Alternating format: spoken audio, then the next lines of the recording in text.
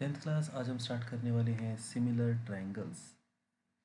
Okay, तो chapter थोड़ा सा ट्रिकी है, थोड़ा ज़्यादा सोचना पड़ता है चैप्टर में। तो हम इसके बहुत सारे क्वेश्चन करेंगे अब इसके बाद, ठीक है।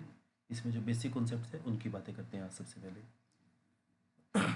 सबसे पहले जो हमें बात करनी है वो करनी है इसके अंदर B P T, that is basic proportionality theorem. सबसे जो पहला टॉपिक है बेसिक प्रोपोर्शनैलिटी थ्योरम, और इसको हम थेल्स थ्योरम भी बोलते हैं, ठीक है। तो थेल्स थ्योरम क्या कहती है? हमें सबसे पहले चाहिए इसमें एक ट्रायंगल। ये ट्रायंगल इक्विलेटरल हो सकती है, स्केलन हो सकती है, राइट एंगल ट्रायंगल हो सकती है, कोई भी, ठीक है ना। इस ट्रायंगल के किसी एक साइड के एक लाइन पैरेलल है, तो हम नीचे वाली साइड के पैरेलल मान लेते हैं। ध्यान रखना है कि ये इसका मिड पॉइंट गिवन नहीं है, ठीक है। तो ये थ्योरम क्या कहती है कि for any triangle A B C if P Q is parallel to B C, अगर पी क्यू जो है वो बी सी के पैरेलल है, तब हमें क्या मिलेगा? तो हमें जो मिलेगा रिजल्ट वो ये रहेगा कि इसकी जो ये साइड्स है ना, पी क्यू ने क्या किया, ए बी को दो पार्ट्स में बांट दिया। पी क्यू में से जो पी पॉइंट है उसने ए बी को दो पार्ट्स में बांट दिया। वो दोनों इक्वल भी हो सकते हैं, इक्वल नहीं भी हो सकते। सेम थिंग क्यू ने ए सी को दो पार्ट्स में बांट दिया, ठीक है। तो according to Thales theorem, if P Q is parallel to B C, then the ratio will be equal. AP upon PB is equals to AQ upon QC, ठीक है। ये रेशियो क्या होगा? आपस में इक्वल होगा। This is first part. और second part होगा इसका AP अपॉन में AB is equals to AQ upon में AC equals to PQ upon में BC, ठीक है।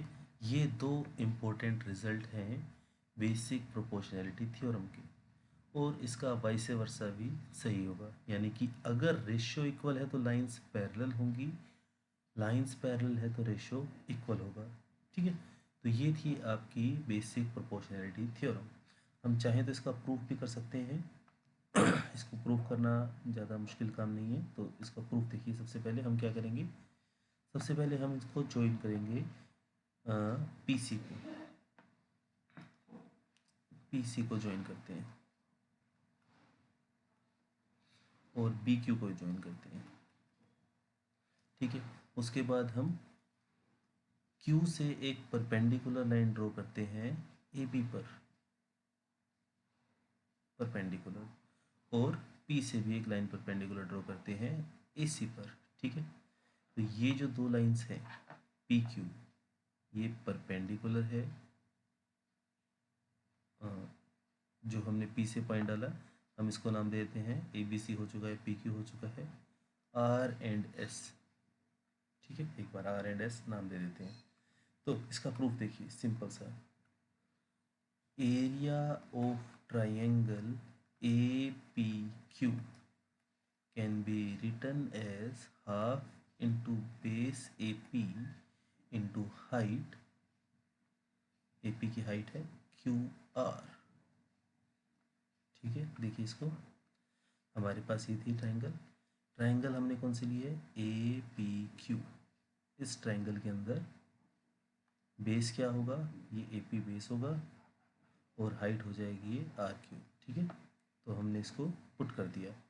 Similarly what will be the area of P Q P, area of triangle P Q B, तो ये होगा half into base P B into height Q R, ठीक है। इसमें हमने क्या किया, हमने ये ट्रायंगल लिए, ये वाली पी क्यू बी, इसके अंदर बेस हमारे पास आ जाएगा ये पी पी, और हाइट इसके लिए क्यू आर ही रहेगी। कि हाइट क्या होती है, जो साइड के ऊपर परपेंडिकुलर हो। ठीक है, अब हम इन दोनों का रेशियो निकालेंगे। जब आप इनका रेशियो निकालोगे तो क्या होगा, क्यू आर से क्यू आर कैंसिल हो जाएगा, हाफ से हाफ कैंसिल हो जाएगा, तो ये किसके इक्वल आया, A P upon P B. ठीक है, हम इसका एक और स्टेप करते हैं, उसके बाद फिर से हम निकालेंगे area of triangle A P Q, और इस बार हम निकालेंगे दूसरी ट्रायंगल, एरिया ऑफ ट्रायंगल। हमने भी पहले कौन सी ट्रायंगल ली थी, पी क्यू बी, अब हम लेंगे P Q C, area of triangle P Q C. तो ए पी क्यू का एरिया हमने ऊपर निकाला था, लेकिन इस बार हम यहाँ से ये वाला बेस लेते हुए निकालेंगे, ए क्यू को बेस मानकर हम इसको निकालते हैं। ठीक है, तो चलिए सोल्व करते हैं इसको। ए पी क्यू का एरिया हो जाएगा half into base A Q into height P S, half into base A Q into height P S, और दूसरे वाले का एरिया हो जाएगा half into base Q C into height P S. ठीक है, अब इन दोनों का रेशियो निकालेंगे तो फिर से वही, हाफ से हाफ कैंसिल और पी एस से पी एस कैंसिल, तो हमें क्या मिला, ए क्यू अपॉन में क्यू सी, जो कि हमें प्रूव करना था इन दोनों को इक्वल। ठीक है, हमें क्या करना है, इस टर्म को इस टर्म के इक्वल करना है। अगर ऐसा करना है तो क्या करें हम, हमें करना होगा इस टर्म को इस टर्म के इक्वल। तो ध्यान से देखोगे तो न्यूमरेटर तो सेम है, डिनोमिनेटर की बात करते हैं। डिनोमिनेटर में देखो, अब हमारे पास दो ट्रायंगल्स है, एक तो है ये पी बी क्यू, ठीक है, इसको मैं शेड कर देता हूँ कोई। ठीक, और दूसरी ट्रायंगल जो है हमारे पास वो है पी क्यू सी। तो इन दोनों ट्रायंगल्स का अगर एरिया इक्वल हो जाए तो बात बन जाएगी। ठीक है, अब ध्यान से देखा जाए तो इन दोनों ट्रायंगल की बेस जो है पी क्यू सेम है, तो क्या इन दोनों ट्रायंगल्स की हाइट भी सेम है? जी बिल्कुल, हाइट सेम है। क्यों? क्योंकि ये दोनों की दोनों सेम पैरेलल लाइंस के बीच में लाई करती है, और जो दो ट्रायंगल सेम पैरेलल लाइन के बीच में लाई करे उनका एरिया क्या होगा, सेम होगा। ये थ्योरम आपकी 9th क्लास में थी एनसीईआरटी के अंदर, बट आई थिंक वो सिलेबस चेंज होने की वजह से वो शायद कट चुकी थी। ठीक है, तो अगर एरिया बेस और area same, sorry base same हो और सेम पैरेलल के बीच में हो तो एरिया सेम होता है। तो ऊपर वाली टर्म तो सेम है, ठीक है, नीचे वाली का एरिया हमने सेम कर दिया, तो इसका मतलब क्या हुआ, ये दोनों भी इक्वल होंगे। ए पी अपॉन में P B is equals to A Q upon में क्यू सी। ठीक है, तो ये बेसिक बेसिक चीज़ें हैं जो हमें इसमें ध्यान रखनी है। हमारा मेन फोकस होना चाहिए इस रिजल्ट के ऊपर। ठीक है, प्रूफ जनरली नहीं आता है एग्ज़ाम में, लेकिन फिर भी हमें थोड़ा सा आइडिया हो कि कैसे हो रहा है काम तो थोड़ा अच्छा रहता है। तो थ्योरम क्या कहती है, अगर लाइन पैरेलल है तो रेशियोज में इक्वल रहेगा। ठीक है, चलिए इसको एक दो इसके साथ चेक करते हैं। मान लेते हैं हमारे पास एक ट्रायंगल है इस तरह से,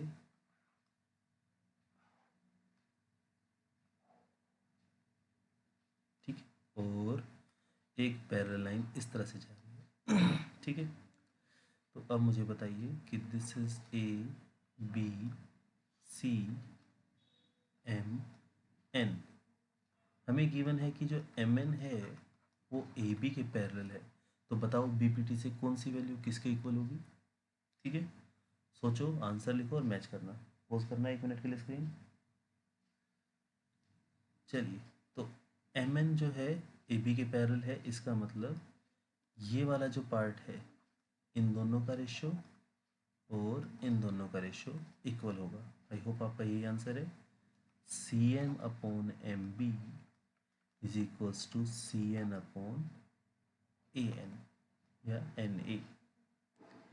दूसरा, ये तो पहला पॉइंट था, ठीक है, दूसरी थ्योरम क्या कहेगी, इसका सेकंड जो पार्ट है, C M upon C B is equals to C N upon C A is equals to M N upon A B. ठीक है ना, तो ये थ्योरम हमें ध्यान रखनी है।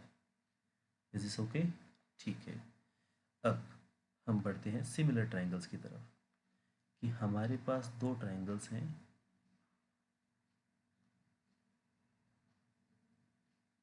Triangle number 1 and triangle number 2। दो ट्राइंगल्स के सिमिलर होने का मतलब होता है कि उनका साइज अलग रहेगा लेकिन वो देखने में एक जैसी रहेंगी, मतलब सारे के सारे एंगल एक जैसे रहेंगे। तो this is let us say A B C, this is P Q R. ठीक है, सिमिलर ट्राइंगल्स का क्या मतलब होगा कि कॉन्ग्रुएंट में क्या होता था, सब कुछ सेम होता है, उसमें कोरस्पॉन्डिंग साइड इक्वल होती है, कोरस्पॉन्डिंग एंगल इक्वल होते हैं, उसका पेरीमीटर इक्वल होता है, एरिया इक्वल होता है, हाइट इक्वल होती है, सब कुछ इक्वल होता है। और अगर हम उसको एक दूसरे के ऊपर रख दें तो पूरी तरह से कवर कर देते हैं। ठीक है, लेकिन सिमिलर ट्रायंगल में क्या होगा, सिर्फ एंगल सेम होंगे, एक दूसरे को कवर नहीं करेंगे, काफ़ी हिस्सा बच जाएगा, लेकिन अगर आप उसको उठाओगे तो उसकी शेडो उसको कवर कर लेगी। ठीक है ना, तो इस तरह से हम सिमिलर ट्रायंगल्स को समझ सकते हैं। यू कैन से कि 5 रुपीज़ का कॉइन और हमारे घर में जो थाली है वो सिमिलर है। ठीक है, और जो सिमिलर शेप होनी चाहिए, मतलब शेप का नाम सेम रहे और सारे एंगल सेम रहे। तो हमारे पास है कि triangle A B C is similar to triangle P Q R. Then हमें क्या क्या मिलेगा अगर दोनों ट्रायंगल सिमिलर हैं तो पहला और पहला चेक करेंगे। इसका पहला पॉइंट है ए, इसका पहला पॉइंट है बी पी, इसका पहला पॉइंट बी क्यू सी और आर। तो एंगल ए और एंगल पी इक्वल होंगे, बी और क्यू इक्वल होंगे, सी और आर इक्वल होंगे, पहली कंडीशन। ठीक है, अगर दो ट्रायंगल सिमिलर है तो। और क्या होगा, A B upon P Q, पहले स्टार्टिंग के दो, A B upon P Q, उसके बाद अगले दो B C upon Q R, B C upon Q R, और उसके बाद पहला और आखिरी A C upon P R. ठीक है, इनका रेशियो सेम होगा। तो ये है अपने पास A B upon P Q, B C upon Q R and A C upon P R. साथ में अगर मैं इसको ऐसे एक परपेंडिकुलर ड्रॉ करता हूँ दोनों ट्रायंगल्स के अंदर, और हम इसको नाम दे देते हैं कुछ भी, तो let us say these are perpendicular, this is M, this is N. तो साथ में क्या होगा, A M is equals to P N भी होगा। ठीक है, और हमारे पास मीडियन भी है, मीडियन मान लेते हैं इसका जी और F, A G and P F, median भी इक्वल होगा, where A G is median का रेशियो भी, sorry, median of A B C and P F is median of triangle P Q R. साथ में इनका perimeter भी same होगा, perimeter of A B C similar and perimeter of P Q R. तो इन सब का रेशियो सेम होता है। ठीक है ना, इसको हम बोलते हैं सिमिलर ट्रायंगल्स। ठीक है, तो ये था हमारा सिमिलर ट्रायंगल का एक और इम्पोर्टेंट थ्योरम। ठीक है, अच्छा साइड सारी इक्वल होती है लेकिन एरिया का रेशियो क्या रहेगा, तो एरिया का जो रेशियो रहेगा वो जो भी ऊपर था उन सबका स्क्वायर करना है, क्योंकि एरिया में दो साइड्स आती है ना, एरिया इंक्लूड करते हैं तो half into base into height रहेगा, तो दो साइड्स को मल्टीप्लाई करने पे आता है। अब सब कुछ क्योंकि सेम है तो रेशियो उसका स्क्वायर में बदल जाएगा, A B upon P Q, B C upon Q R का square, A C upon P R का स्क्वायर, जितनी भी टर्म्स है सब का स्क्वायर करना है, A M upon P N का स्क्वायर एंड सो ऑन। ये है एरिया वाली थ्योरम। ठीक है, तो अब इसके कुछ क्वेश्चंस करते हैं ताकि हमें एक आइडिया लग जाए। इससे पहले एक बार आप इन सबको नोट कर लो, स्क्रीनशॉट ले लो एक बार जी। चलिए आगे बढ़ते हैं। थेल्स थ्योरम का भी एक बार आप स्क्रीनशॉट ले लीजिए।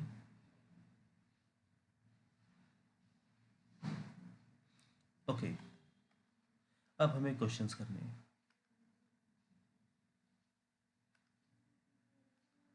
ठीक है, तो हमारे पास गिवन है A B C is similar to triangle D E F. ठीक है, हमारे पास दो ट्राइंगल्स सिमिलर है, A B C and D E F.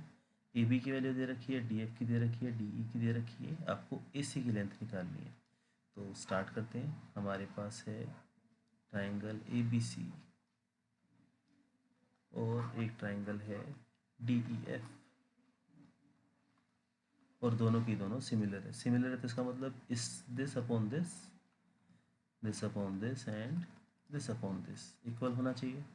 ठीक है, चलिए जी निकालते हैं फिर। तो इसमें आएगा अपने पास A B upon D F is equals to B C upon E F is equals to A C upon D F. हमें गिवन है A B 4 upon D F 9 is equals to D E given है, D E sorry A B upon D E आएगा यहाँ पर।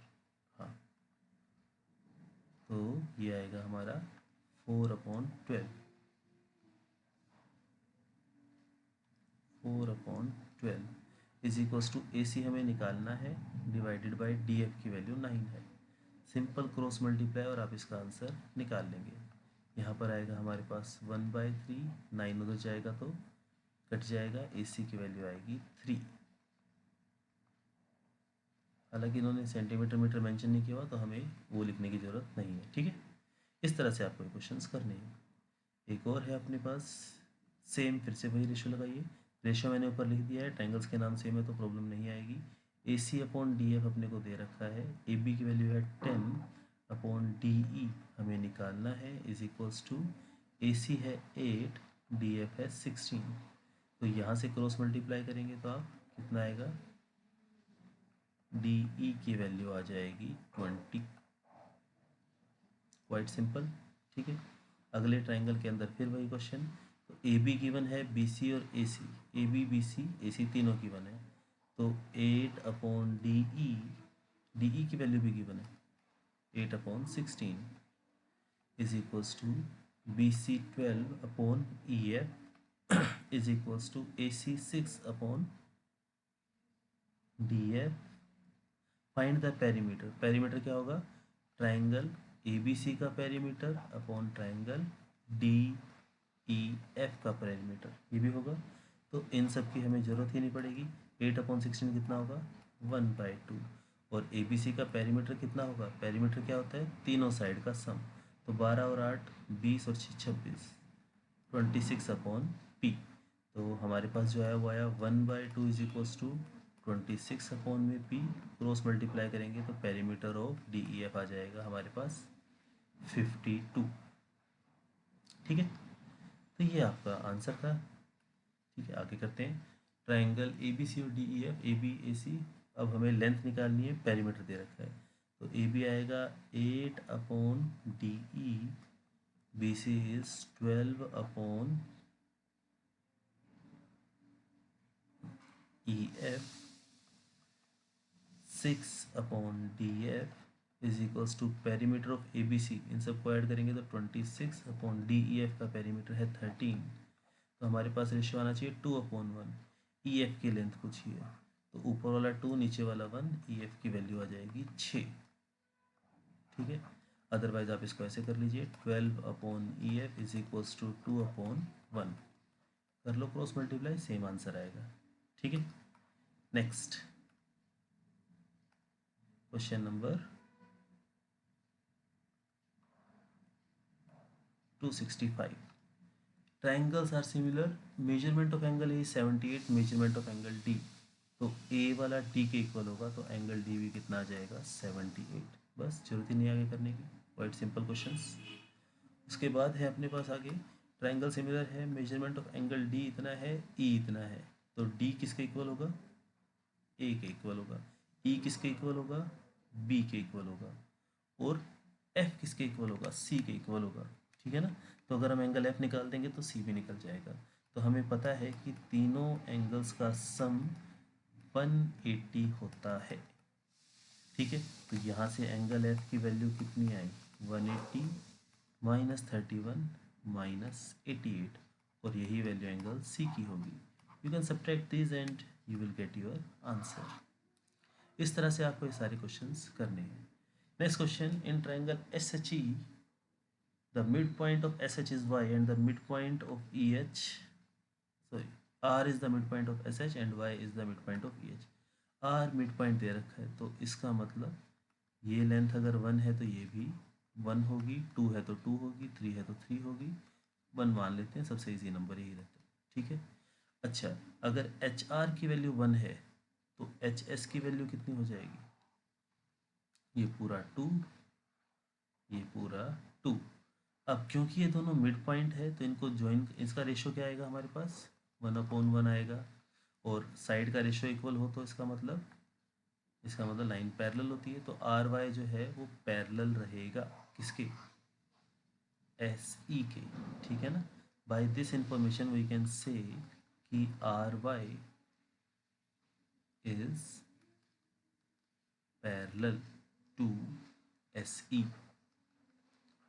क्यों, क्योंकि H R upon R S या S R is equals to H Y upon Y E, ये किसके equal है हमारा, 1:1 के। रेशियो इक्वल होता है तो लाइन पैरेलल होती है, ये हमने कहाँ सीखा था, यहाँ बेसिक प्रोपोर्शनैलिटी थ्योरम में, कि अगर लाइन पैरेलल है तो रेशियो इक्वल होगा, रेशियो इक्वल है तो लाइन पैरेलल होगी। ठीक है, तो ये दोनों लाइन आपस में पैरेलल है। अब क्वेश्चन पढ़ते हैं। If R Y is equals to B plus 4 and S E is equals to 20, find the value of B. Find the value of B, अच्छा ये बी है हमारे पास, है आर वाई और एस ई, इनका रेशो क्या होगा, तो इनका रेशो क्या होगा, इन दोनों का, इनका रेशो होगा 1/2। कैसे होगा, हमने इसमें क्या यूज़ किया, बीपीटी की ये सेकंड वाली कंडीशन यूज़ की है, जहाँ पर तीनों लाइंस का रेशो इक्वल होता है। ठीक है, और क्योंकि ये मिड पॉइंट था तो हमने इसको 1 माना था, इसको 1 माना था, तो ये पूरी लेंथ आ गई थी 2, तो इसका रेशो कितना आएगा, H R upon H S का 1/2, H Y upon H E का कितना आएगा 1/2, तो R Y upon S C का भी कितना आएगा 1/2 ही आएगा। तो R Y upon S C को आपने माना 1/2, वैल्यू पुट कीजिए, b प्लस 4/SE की वैल्यू है 20 is equals to 1/2। Cross multiply करेंगे तो ये हो जाएगा 2b plus 8 is equals to 20। ठीक है, 8 को ट्रांसपोज कीजिए तो 2b इज इक्वल्स टू 12 और b की वैल्यू आ गई 6। ये आपका आंसर है। ठीक है, क्वाइट सिंपल। नेक्स्ट क्वेश्चन है, एस ई की वैल्यू दे रखी है और आर वाई, ओके रेशो हमने लिखा हुआ है, तो एस ई नीचे है, आर वाई ऊपर है, 50/2b minus 8 is equals to 1/2। क्या आप इसको क्रॉस मल्टीप्लाई करके निकाल सकते हैं, जी बिल्कुल, आपका आंसर आ जाएगा। तो यहाँ से अपने पास आएगा 2b minus 8 is equals to 100, तो b की वैल्यू पहले 8 उधर ट्रांसपोज होगा तो 108 और फिर 2 डिवाइड में जाएगा 54, तो 268 के b की वैल्यू आई थी 6, 269 में b की वैल्यू आ रही है 54। ओके, चलिए आगे बढ़ते हैं। एच आर और आर एस का रेशो आपको गिवन है, आपको आर एस की लेंथ निकालनी है, तो पहले हमें ट्राइंगल को देखना पड़ेगा। एच आर और आर एस का रेशो गिवन था हमें, इसको हम थोड़ा सा जूम आउट कर लेते हैं ताकि हम ट्राइंगल को देख पाएँ। ओके, एच आर और आर एस, हम इसको यहाँ लिख लेते हैं एक बार। एच आर गिवन है और आर एस गिवन है। एच आर है 7x माइनस 28 और आर एस है 2x माइनस 3। ठीक है, ओके, एच आर और आर एस तो आपस में इक्वल है क्योंकि ये मिड पॉइंट गिवन है, तो इनको इक्वल ही रखना है आपने।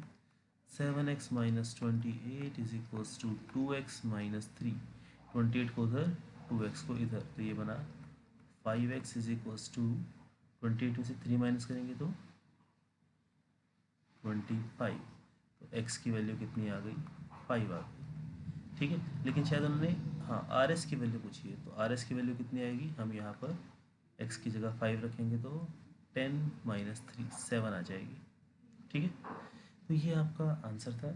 Quite simple question. तो इस तरह के क्वेश्चन आप बड़े आराम से कर सकते हैं। 271 क्वेश्चन मैं आपके लिए छोड़ रहा हूँ। आर वाई और एस ई की वैल्यू निकालनी है। ठीक है, तो एक बार इस वैल्यू को नोट करो, पोज करना एक बार। और अब डायग्राम को देखो, ये रहा। इस क्वेश्चन को आप निकालिए। ठीक है, अब हम बढ़ते हैं आगे। If R Y is equals to 8 and S E is equals to B square, find the value of positive value of B. तो आर वाई और एस ई सेम क्वेश्चन चल रहा है। आर वाई और एस ई तो एक दूसरे का डबल है, तो यहाँ पर क्या आएगा, R Y upon S B is equals to 1/2 S E, sorry, R Y की वैल्यू है 8, इसकी वैल्यू है B square is equals to 1/2। Cross multiply कीजिए, बी स्क्वेयर कितना आया 16, तो बी की वैल्यू क्या है +-4।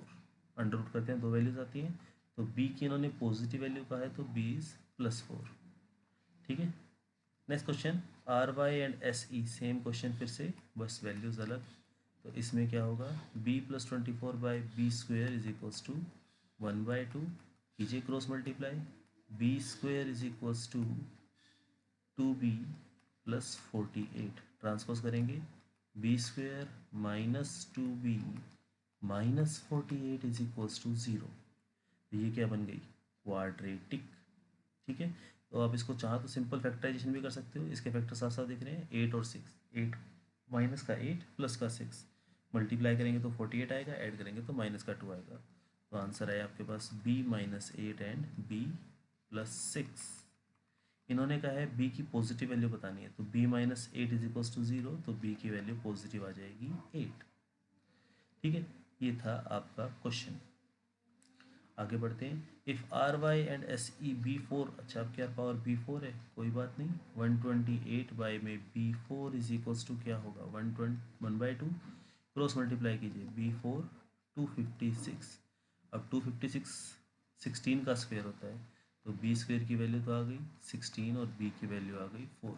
पॉजिटिव वैल्यू पूछ रहे हैं, तो हम प्लस माइनस लगाने की ज़रूरत नहीं है। ठीक है, इस तरह से आप इन क्वेश्चंस को कर सकते हैं। लीजिए आगे, ए बी सी एक ट्राइंगल है, D is the point on A B and E is the point of A C such that D E is parallel to B C. ये जो डी ई है वो बी सी के पैरेलल है। तो आपको क्वेश्चन नंबर 275 से 278 ये 3 क्वेश्चन इस डाटा का यूज़ करके सोल्व करने हैं। ठीक है, तो चलिए इनको एक बार करके देखते हैं क्या है इनकी demand. If B D is 3, A D is 6। सबसे पहली बात तो हम इसमें यहाँ पर लिख लेते हैं कि अगर ये लाइन पैरेलल है, D E is parallel to B C, तो इसका मतलब ए डी अपॉन में B D is equals to A E upon में ई सी। पहला तो ये होगा बी पी टी की वजह से, और दूसरा क्या होगा, ए डी अपॉन में A B is equals to A E upon में A C is equals to D E upon में बी सी।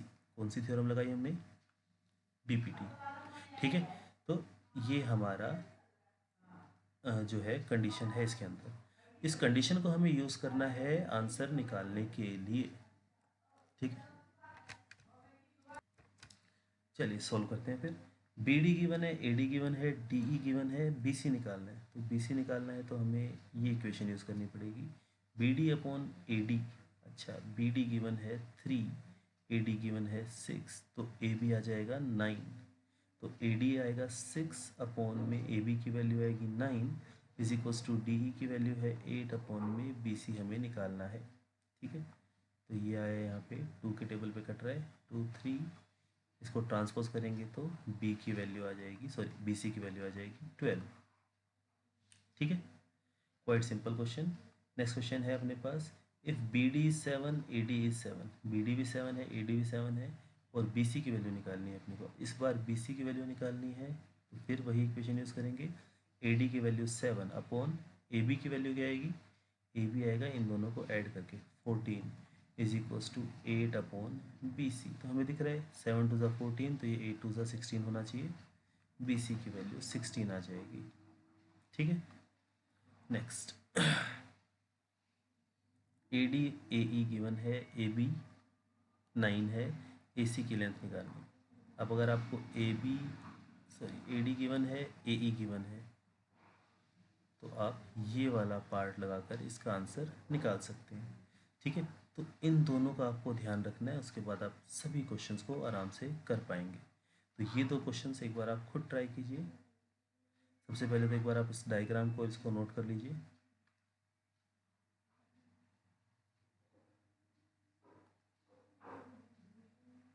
उसके बाद ये दो क्वेश्चंस, ठीक है, इन दोनों क्वेश्चंस को आप कर सकते हैं। Next, in triangle M A T B is point on M A and C is point on A T. तो हमें सबसे पहले ट्राइंगल को बनाना होगा एम ए टी। हम चाहते हैं कि जो पैरेलल लाइन है वो कुछ इस तरह से बने, B C is parallel to M T.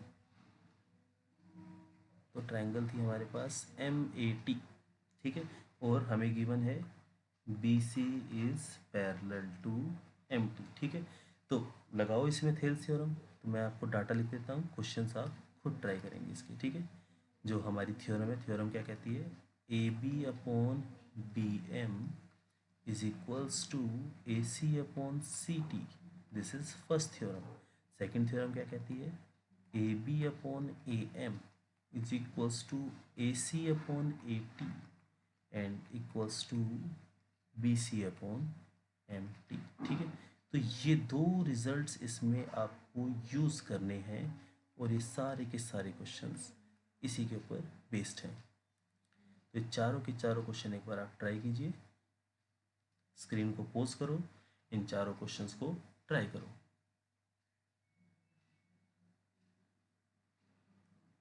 Question number 281 एक बार मैं आपको करवा देता हूँ। ए बी गिवन है, बी सी गिवन है, बी एम गिवन है। ए बी गिवन है, निकालना है आपको एक्स की वैल्यू। ए बी गिवन है, बी सी गिवन है, बी एम और एम टी तो नीचे इसमें आ रहा है, तो हमें ये वाली यूज़ करनी पड़ेगी। ठीक है, चलिए लिखना शुरू करते हैं।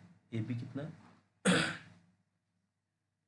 2x plus 12 upon A M हमें गिवन है, ए एम हमें गिवन नहीं है, ओके छोड़ देते हैं इसको, अपॉन में A M as it is equals to A C given है, नहीं गिवन है, इसको भी छोड़ देते हैं। बी एम गिवन है हमें,